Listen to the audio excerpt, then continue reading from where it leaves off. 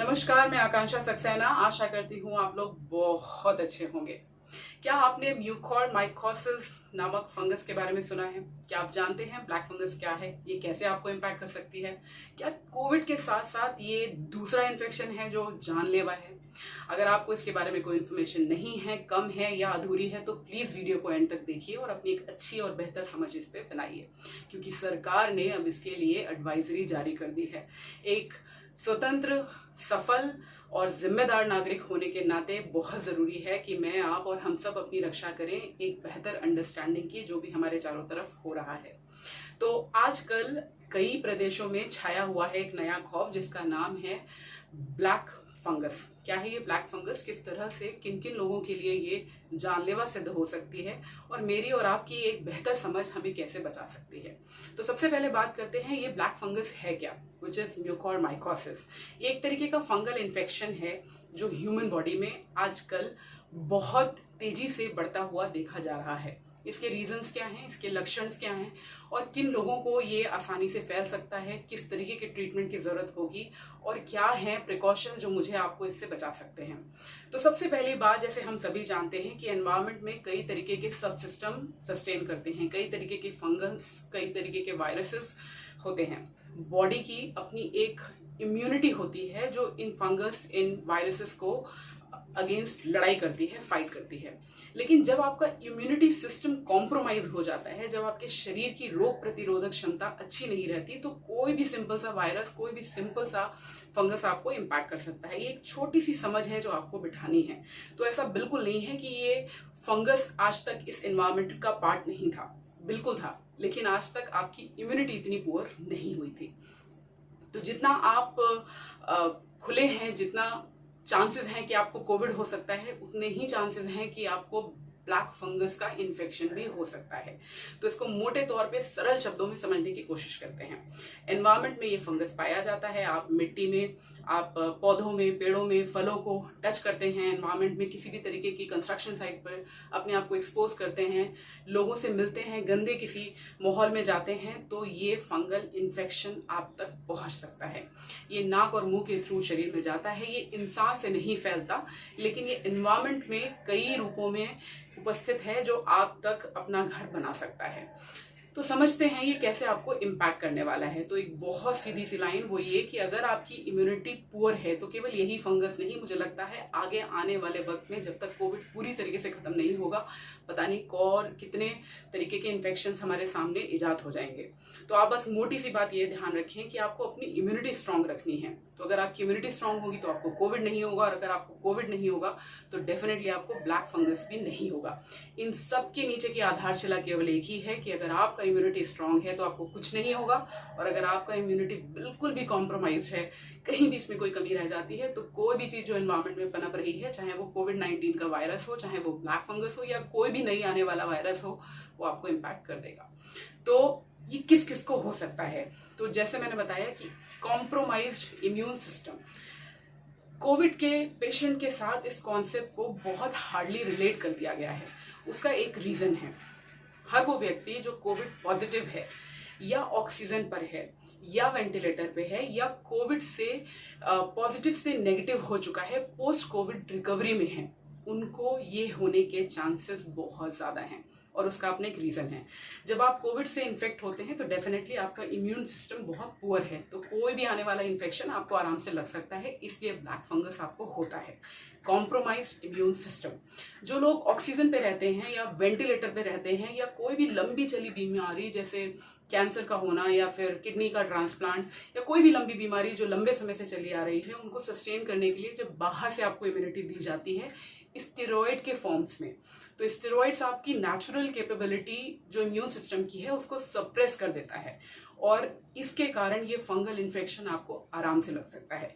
तो दो मोटी चीजें जो आपको ध्यान में रखनी है वो ये कि अगर आपकी नेचुरल इम्यून सिस्टम अच्छा नहीं है, और दूसरा आपने किसी भी फॉर्म में, किसी भी मेडिकेशन के दौरान, चाहे वो कोविड-19 के दौरान रहा हो, या फिर कोई भी लंबी चली आ रही बीमारी के दौरान रहा हो, अगर आपने अपनी बॉडी में स्टेरॉइड्स लिए हुए हैं, बॉडी को इम्यूनिटी प्रदान करने के लिए बाहर से आपने मेडिसिन के फॉर्म में स्टेरॉइड्स लिए हुए हैं, तो ये बीमारी आपको, ये फंगल इन्फेक्शन, ये ब्लैक फंगस आपको इजीली हो सकता है। इसके अलावा अगर आपका डायबिटीज कंट्रोल नहीं है तो ये 3 वो सिचुएशन हैं जो आपको इस इन्फेक्शन की तरफ धकेल सकती हैं।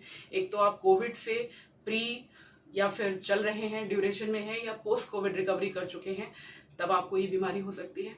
अगर आप लंबी किसी मेडिकल सिचुएशन से गुजर रहे हैं जिसमें आपके मेडिकेशन का पार्ट है कोई भी स्टेरॉइड, तो आपको ये इन्फेक्शन लग सकता है। और तीसरी चीज, अगर आपकी डायबिटीज कंट्रोल नहीं है तो ये इन्फेक्शन आपको लग सकता है। अब आपको पता कैसे चलेगा कि ये इन्फेक्शन आपको लग गया है? जब भी ब्लैक फंगस आपको अटैक करेगी तो इसके कुछ लोकलाइज्ड पार्ट हैं, जैसे आपकी आंख, आपकी नाक, आपका मुंह, आपका चेहरा, आपका साइनस और आपके लंग्स, और सबसे बड़ी चीज आपका दिमाग। तो जब ये आपको इम्पैक्ट करेगा तो इसके कुछ लक्षण हैं जो अलार्मिंग सिचुएशन आपको दे सकते हैं। आपको समझ आ सकता है कि अब आपको एक्शन लेने की जरूरत है।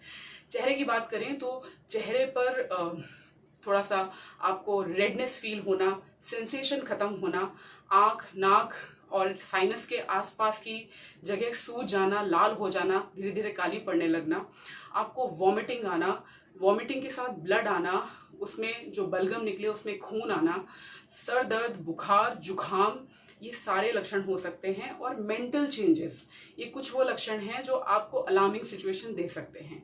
साथ ही साथ आपके जबड़ों में दर्द होना, आपको चबाने में दिक्कत महसूस होना, ये वो लक्षण हैं जहां तुरंत आपको एक मेडिकल चेकअप की जरूरत है। तो अगर आपको इनमें से कोई भी लक्षण महसूस होता है, आपके आंख, आपकी नाक, आपका साइनस, आपका जो वॉमिटिंग है उसमें खून का आना, या कुछ मेंटल चेंजेस लगना, बहुत तेज वॉमिटिंग के साथ आपको बुखार फील होना, ये सारे सिम्टम्स, तेज जुखाम और खांसी के साथ बलगम में खून, ये सारे सिम्टम्स हैं जो इंडिकेट करते हैं कि ब्लैक फंगस ने आपको इम्पैक्ट कर दिया है। जैसे ही ऐसा आपको महसूस हो तो किसी स्किन डॉक्टर को, आइज के डॉक्टर को, ईएनटी के डॉक्टर को या कोई भी जनरल फिजिशियन को आप तुरंत अप्रोच करें। किसी भी सरकारी अस्पताल में या किसी भी हॉस्पिटल में डॉक्टर को जाके दिखाएं। अब इसका ट्रीटमेंट क्या है? इसके 2 ही ट्रीटमेंट है। पहला आपको एंटी फंगल ट्रीटमेंट दिया जाएगा, और दूसरा अगर बात बढ़ चुकी है तो आपकी सर्जरी होगी। मैं आपको सचेत कर दूं, ये एक ऐसा इन्फेक्शन है जिसका मोर्टेलिटी रेट 50% है। मतलब अगर 100 मरीजों को ये होता है तो 50 उसमें से मरने की तादाद, मरने का चांसेस रखते हैं अगर टाइमली ट्रीटेड ना किया जाए। तो ये आपको ध्यान रखना है कि ऐसा कोई भी लक्षण अगर आपको दिखे तो प्लीज घर पे उसका उपचार मत करिए। अपने लोकल नुस्खों को, आपकी रेमेडीज जो होती है उसको प्लीज अप्लाई मत करिए। तुरंत डॉक्टर के पास अप्रोच करें, क्योंकि एक बार ये फैल गया तो इसका 50% मोर्टेलिटी रेट है। तो आप सजग रहें, अपना ध्यान रखें। अब वो क्या करें जो आपको इस फंगल इन्फेक्शन से बचा सकता है? सबसे पहली चीज, अपनी इम्यूनिटी को स्ट्रांग करें। कोई भी वो ऐसी चीज जो आपकी इम्यूनिटी को सप्रेस करता है, कॉम्प्रोमाइज करता है, प्लीज उसको अवॉइड करें। हमेशा मास्क को पहने। अगर आप किसी भी कंस्ट्रक्शन साइट पे मिट्टी में जा रहे हैं तो ग्लव्स को पहने। अगर आप गार्डनिंग में जा रहे हैं तो कोशिश करें कि आपके हाथ पैर पूरी तरीके से ढके होने चाहिए। आप वापस आए तो अच्छे से बात लें, और कोशिश करें कि हेल्थ, हाइजीन, सैनिटेशन आपकी लाइफ का एक इंटीग्रल पार्ट बन जाए, क्योंकि ये फंगल इन्फेक्शन है जो आपके हाथ, आपके नाक, आपके मुंह के थ्रू ही बॉडी के अंदर जाएगा। तो आपको हर वो सिचुएशन अवॉइड करनी है जहां से ये इन्फेक्शन आपको एंट्री लेता हो। इसके अलावा आपको ध्यान रखना है कि आप अपने हाथों को सैनिटाइज करें जब भी बाहर निकलें, और कोई भी एरिया जहां पर मिट्टी है, गार्डनिंग है, उन एरिया से आप बचें। जैसे भी कोई लक्षण आपको दिखता है तो प्लीज अपने किसी भी आसपास के हॉस्पिटल को तुरंत अप्रोच करें। इसको फैलने ना दें, क्योंकि इसका मोर्टेलिटी रेट 50% से तक है। अगर आप इससे इम्पैक्ट होते हैं तो 50% चांसेस हैं कि आप ना बच पाएं। तो प्लीज अपनी आंखें खुली रखें, अपनी जानकारी को बढ़ाएं। मेरा उद्देश्य कतई भी आपको डराना नहीं है, लेकिन आज का जो वक्त चल रहा है, हमारे आसपास जिस तरह से लोग जा रहे हैं, बहुत जरूरी है कि हम अपनी जागरूकता को इंटैक्ट रखें, सावधान रहें, समझदार रहें, और हर वो चीज जो हमारे कंट्रोल के अंदर है एटलीस्ट उसको कंट्रोल करें। एक दूसरे को पॉजिटिविटी दें, अच्छा सोचें, अच्छा होगा। और ये ध्यान रखें कि आपकी मेंटल हेल्थ इन सब का आधार है। अगर आप अच्छा सोचेंगे, आप दिमागी रूप से मजबूत रहेंगे, तो आपकी इम्यूनिटी आपको जरूर सपोर्ट करेगी। एक दूसरे का साथ दें। इस कठिन वक्त में जो दौर चल रहा है ये भी गुजर जाएगा, लेकिन आपकी मेरा साथ और आपकी हमारी समझदारी इस वक्त को अच्छे से गुजारने में हमारी मदद जरूर करेगी। घरों में रहें, स्वस्थ रहें, सुरक्षित रहें। मैंने अपना काम आपको जागरूक करके किया है, अब आपको अपना काम अपने रिश्तेदार, अपने घर, फैमिली, फ्रेंड्स तक ये वीडियो पहुंचा के करना है। अपना ध्यान रखें। नमस्कार।